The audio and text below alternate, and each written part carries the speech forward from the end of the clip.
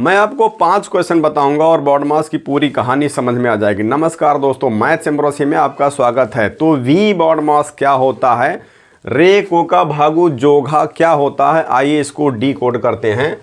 तो यहाँ पर लिखा हुआ है वी बॉड मास और यहाँ पर लिखा है रे कोका भागु जोघा। इसको आइए समझते हैं। तो वी बॉड मास का मीनिंग ये है कि वी मीन्स होता है विनकुलम या फिर बार कहते हैं, इसको रेखा कहते हैं और इस तरह से सिंप्लीफिकेशन में बार लगा होता है। बी मीन्स होता है ब्रैकेट्स, जिसको कोष्ठक कहते हैं। अब कोष्ठक स्पेशली 3 तरह के होते हैं। ये है हमारा पैरेंथेसिस या फिर सर्कुलर ब्रैकेट, जिसको हम छोटा कोष्ठक कहते हैं। ये है ब्रेसेज या करली ब्रैकेट, इसको कहा जाता है मझला कोष्ठक कहते हैं। और ये है स्क्वायर ब्रैकेट या बिग ब्रैकेट, इसको हम बड़ा कोष्ठक कहते हैं। यहाँ पर रेखा कोष्ठक और ये जो पैरेंथेसिस है, ब्रेसेज है, स्क्वायर ब्रैकेट है, इसका ऑर्डर ये होता है कि सबसे अंदर ये रेखा कोष्ठक होता है, इसके बाद में आपका ये पैरेंथेसिस होता है, फिर इसके बाद में ब्रेसेज होता है और लास्ट में यहाँ पर स्क्वायर ब्रैकेट को लिखा जाता है। इस तरह से सिंप्लीफिकेशन में ब्रैकेट्स को लगाया जाता है। तो अब यहाँ पर वी बॉड मास में जो पहले उसको पहले सॉल्व करते हैं, जो बाद में है उसको बाद में सॉल्व करते हैं। तो वी आपके समझ में आ गए, विनकुलम है, बी ब्रैकेट होता है, ओ मीन्स ऑफ होता है। कहीं पर भी सिंप्लीफिकेशन में अगर ऑफ लिखा हुआ है या फिर का लिखा हुआ है तो हम इसको पहले सॉल्व करते हैं।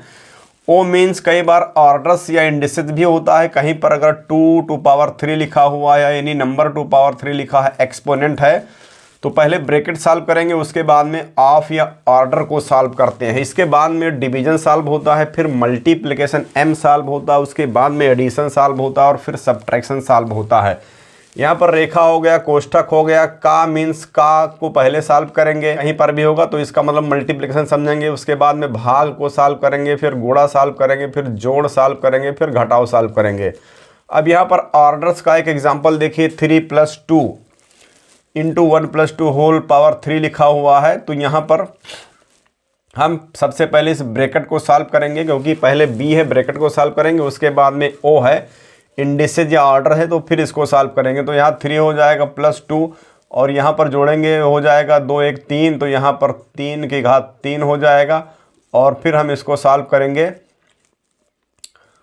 2 इंटू यहाँ पर कुछ नहीं तो ऑफ समझा जाता है, ये ऑफ हो जाएगा और 3 × 3 = 27 हो जाएगा। 27 दूना 54, पहले हम इस ऑफ को सॉल्व कर लेंगे, क्योंकि यहाँ पर एडिशन से पहले यहाँ ऑफ होता है, तो पहले हम इस ऑफ को सॉल्व करेंगे। 27 दूना 54 हो जाएगा और 54 में 3 जोड़ देंगे तो 57 हो जाएगा। तो 57 हमारा ये आंसर हो जाएगा। तो यहाँ पर ये ध्यान रखना है कि सबसे पहले हमने ऑर्डर को सॉल्व किया है, उसके बाद में यहाँ पर कुछ नहीं तो ऑफ समझा जाता है, फिर हमने इस ऑफ को सॉल्व किया है और उसके बाद में ही हम डिवीजन, मल्टीप्लिकेशन, एडिशन और सब्ट्रैक्शन सॉल्व करते हैं। क्वेश्चन नंबर 1 देखिए, 5/15 × 4/12 डिवाइड बाई 4/24 -1 + 4/3। यहाँ पर हमने चारों ऑपरेशंस एक साथ लिया है, मल्टीप्लिकेशन है, डिवीजन है, सब्ट्रैक्शन है, एडिशन है। तो इन चारों ऑपरेशन डी मास में सबसे पहले डिवीजन होगा, फिर मल्टीप्लिकेशन, फिर एडिशन, उसके बाद में सब्ट्रैक्शन होता है। इस ऑर्डर को ध्यान में रखना। इसके पहले जो है बी वो होता है। तो यहाँ पर सबसे पहले हम डिवीजन को सॉल्व करेंगे, क्योंकि डिवीजन पहले आता है, मल्टीप्लिकेशन बाद में आता है। तो डिवीजन जहाँ पर लगा वहाँ पर हम क्या करते हैं, 5/15 लिखेंगे, मल्टीप्लाई 4/12। जहाँ पर डिवीजन है यहाँ पर मल्टीप्लाई लगाते हैं और इसको उल्टा कर देते हैं, 24/4 आ जाएगा, -1 + 4/3।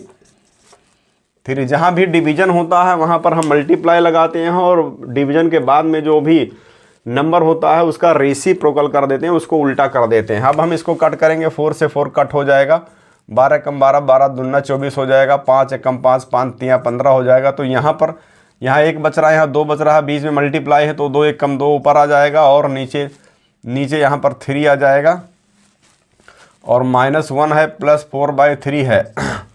अब यहाँ पर अगर एडिशन सब्ट्रैक्शन है तो सबसे पहले हम एडिशन को सॉल्व करते हैं। तो हम यहाँ पर इसको सबसे पहले सॉल्व करेंगे, 2/3 + 4/3 -1, तो इसको ऐड कर लेते हैं। यहाँ पर हर समान है तो जुड़ जाएगा, 4 2 6/3 हो जाएगा, -1 इसको काट देंगे, 3 दूनी 6, तो 2 - 1 = 1 आ गया। तो ये 1 हमारा आंसर हो गया।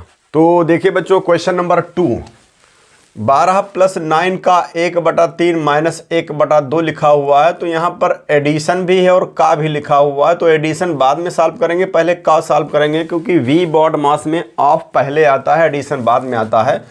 तो यहाँ पर इस 12 को इसे लिखेंगे और 9 और 1/3 को सॉल्व करेंगे। का में इस गुणा होता है तो यहाँ गुणा समझेंगे, तो 3 त्रिका 9 यहाँ 3 हो जाएगा और माइनस 1/2 हो जाएगा।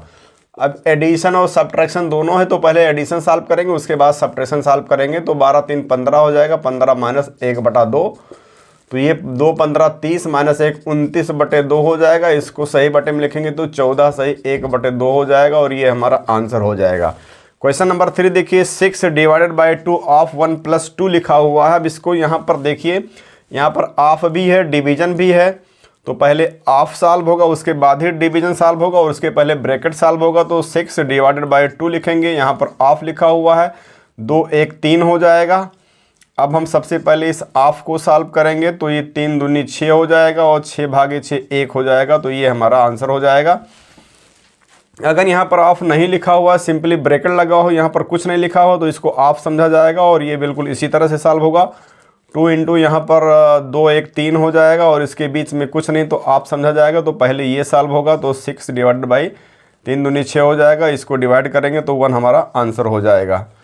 क्वेश्चन नंबर 4 देखिए, 6 डिवाइडेड बाई 2 मल्टीप्लाई 1 प्लस 2 लिखा हुआ है। तो डी बॉड मास में सबसे पहले डिवीजन सॉल्व होता, उसके बाद में मल्टीप्लिकेशन सॉल्व होता, तो पहले इसको डिवाइड करेंगे और इसके पहले हम इस ब्रैकेट को सॉल्व कर लेते हैं।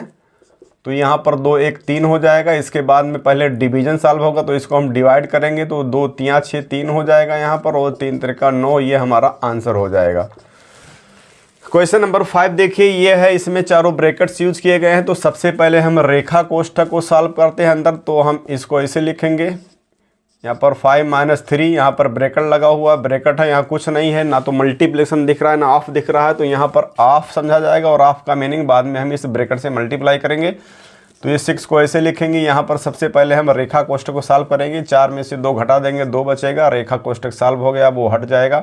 यहाँ पर इसके बाद में करली ब्रैकेट लगा देंगे और फिर ये स्क्वायर ब्रैकेट लगाएंगे।